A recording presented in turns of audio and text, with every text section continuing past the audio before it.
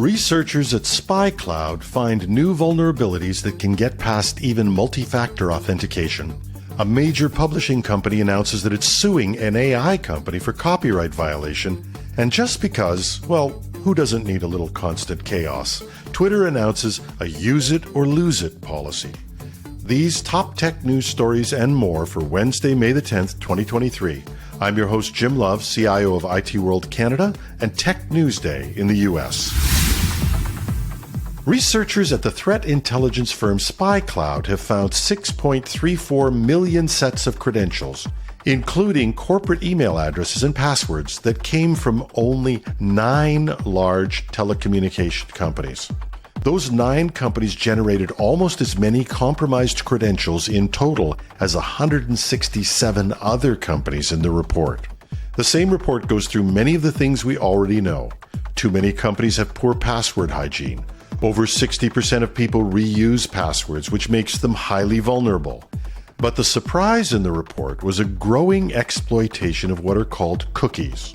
For those who don't know, cookies are essentially strings of text that are exchanged with sites that you visit. They're stored in your browser, and they establish your identity. They're the reason websites know how to keep track of you and who you are so they can guide you through a site.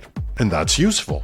If you come back to the site and it remembers you, that's because the site read the cookies in your browser. And if you go to a similar site and they try to sell you something, let's say you look at cars on one site, then you go to another site, totally unrelated, and you see an ad for the car you were just looking at. That's a cookie.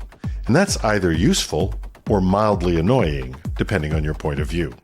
But there's another aspect of session cookies. Once you log into a site, they tell the site not only who you are, but that you're logged into a session. You can be trusted.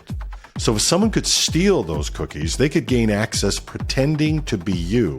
And they identify you past the login, so when used to gain access through what's called session hijacking, they even get past multi-factor authentication. That's dangerous. In fact, the report says that as criminal tactics evolve, bad actors are finding that the level of effort to hijack a session with malware-stolen cookies is significantly less than social engineering methods like phishing that require action from the victim. The report estimates that there are over 2 billion, that's billion with a B, stolen session cookie records tied to employees and consumers of Fortune 1000 companies out on the dark web. Preventing session hijacking is not impossible, according to the report, but it requires rapid identification of stolen cookies and invalidation of active sessions that could put a business at risk. Last month, Intel reported the largest quarterly loss in the company's history. The first quarter net loss was $2.8 billion and revenue was down 36%. On Monday, it served notice that it plans to cut the workforce to reduce costs. Now, Intel won't say how many workers will be affected, but according to a report in USA Today, the cuts will occur all across the organization. In an emailed statement, the company said they are working to accelerate its strategy while navigating a challenging macroeconomic environment. Facebook parent Meta is threatening to block online news from Facebook and Instagram in response to Canadian government bill C-18, which would force tech giants to pay Canadian media companies for linking to or reusing their content. Meta claims that less than 3% of what people see on Facebook is linked to news articles. They also claim many of their users believe there is already too much news. The government shows no sign of backing down on this legislation, however. And in 2021, facing a similar dispute with the Australian government, Facebook blocked Australians from sharing news stories, but accidentally also blocked some government communications, including some messages about emergency services. Rachel Curran, the head of public policy for Meta Canada, said the company was putting together a team to ensure they don't make the same mistakes the company made when it blocked services in Australia. But getting into a conflict with a government at a time when big tech is already being heavily scrutinized around the world, even if it's a smaller country like Canada, it might mean that Meta's already made a mistake. Sam Altman announced yesterday that he was looking to find a way to deal with copyrighted information in ChatGPT. Did he know something we didn't?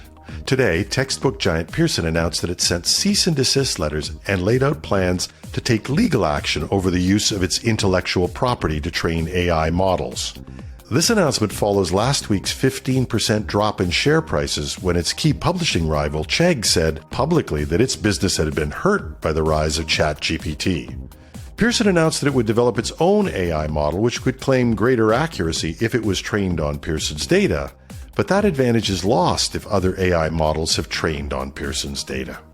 And Pearson said they were in litigation with a company, but would not provide any additional information.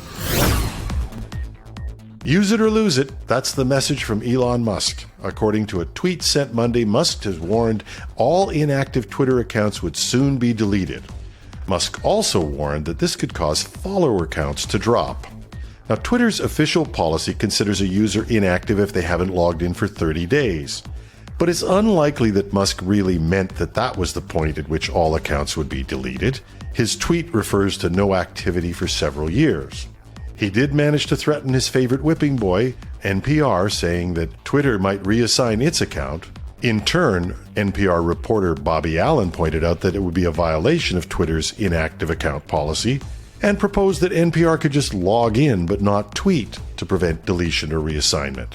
But in classic fashion, Musk hasn't announced what would happen to accounts of famous and now deceased individuals whose accounts remain on Twitter, or what would happen to other inactive usernames other than NPR. As the report in Ars Technica says, it's still unclear to many Twitter users what the most recent change to inactive policy means. You do have to admire one thing about Musk. He is consistent, at least in his ability to create chaos. And that's just the thing that you go to a social media site to find. That's the top tech news for today. We go to air with a daily newscast 5 days a week, as well as a special weekend interview with an expert on topics relevant to today's tech news. Follow #trending on Google, Apple, Spotify, or wherever you get your podcasts. You can even get us on your Alexa or Google smart speaker. And you can even find us on YouTube as Tech News Day. We love your comments. You can find me on LinkedIn, Twitter, or on Mastodon as @TheRealJimLove on our Mastodon site, technews.social. Or if that's too much, just leave a comment under the text version at itworldcanada.com/podcasts. I'm your host, Jim Love. Have a wonderful Wednesday.